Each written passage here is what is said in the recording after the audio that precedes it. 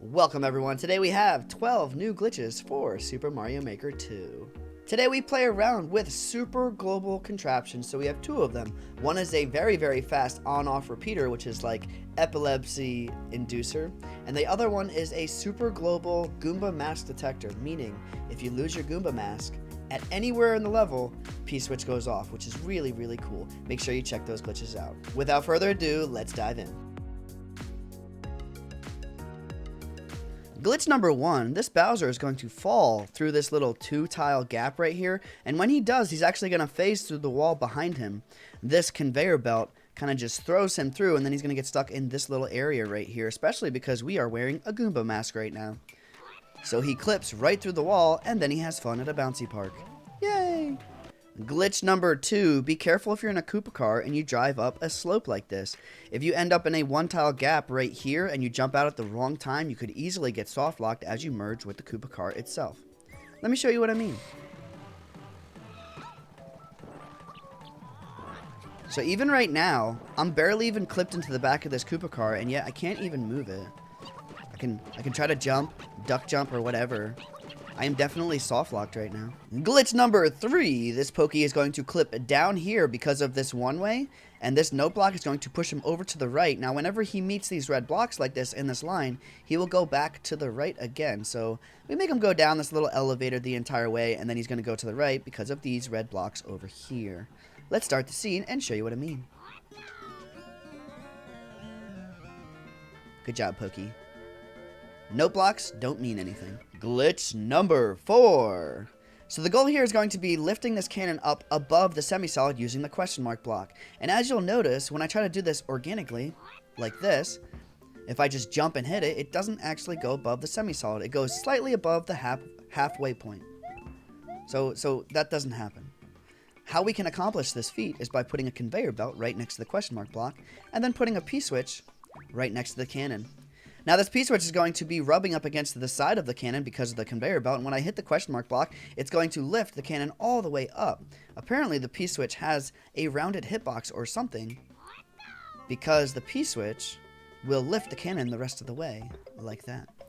Glitch number 5, all of these burners are going to drop on this rail right here, and that's going to push the launcher over to the left a little bit.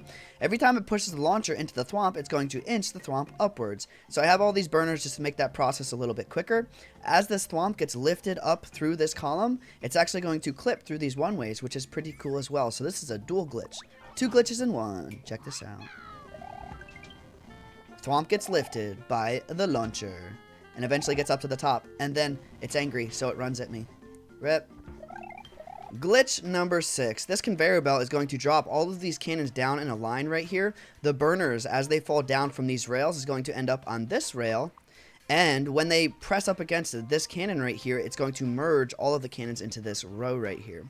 So I'm going to start the scene so you can see this happen. Those burners are in a precise location for this to actually happen, these cannons to merge.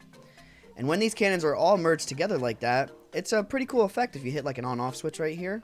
It could be a really cool troll to kill someone unexpectedly, because it looks like there's only one cannon there. But if I hit the on-off switch, they all expand and I get crushed. So this could be a really cool troll. Glitch number 7, this is what we call a super global device. Now, this spiky ball will continue to hit this on-off switch repeatedly when we are off screen, when this is not fully loaded in, because this will not break. It is present on the screen, but it is not activated, so it will not break when it hits this on-off switch. And with this slope, for some reason, it'll just hit it repeatedly.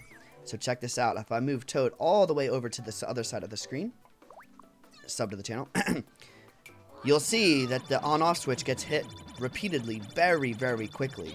So this could be known as an epilepsy machine, or an on-off repeater, but this is a very quick on-off repeater. We've done these before, but not this fast. Super global, so it happens all throughout the level.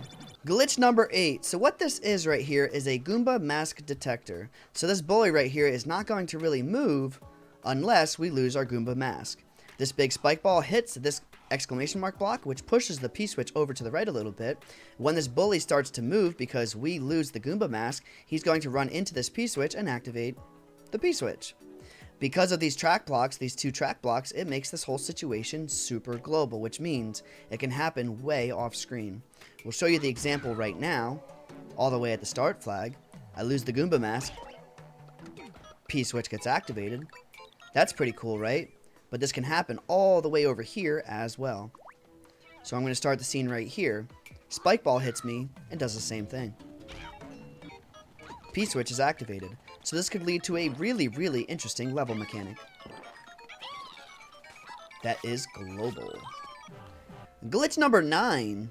These burners on these rails are going to move along the rails, start pushing this cannon, and when they crisscross, it pushes the cannon very fast. It will create a hyperspeed effect that we can use if we time it correctly. Let me show you what I mean. Woo! It boosts me all the way over to the left. So that could be a pretty cool mechanic in a level. Or a very difficult thing to time in a level. Glitch number 10. This turtle is going to go in this clear pipe, and when he pops out of it, a sideways spring is going to fall and land on him at the precise time that it interrupts his animation. So his animation of his body is going to be frozen as he hops between these two sideways springs. He's going to look very, very happy. Let's check this out. Look at him go. Look at he just looks really happy there. Just chilling. Having a good day. You know? What a good guy. He's chilling. Glitch number 11. You can actually shoot fireballs through this. I thought this was patched a long time ago, and this, I'm pretty sure it didn't work in Mario Maker 1. And it's not the easiest thing to accomplish either. But if you're on this block and you pull back a little bit and you throw fireballs, it's pretty easy if you're at the right spot. So it's definitely possible. It's not patched out. Glitch number 12. So this cannon right here is going to shoot a big bomb out of it through these one-ways, which should not be possible, but apparently this burner lifting it up for a split second allows this to happen. So let's start the scene and you'll see what I mean. So cannon gets lifted up a little bit and bomb goes right through the one-ways. This only happens on the first try, and why it happens, nobody knows.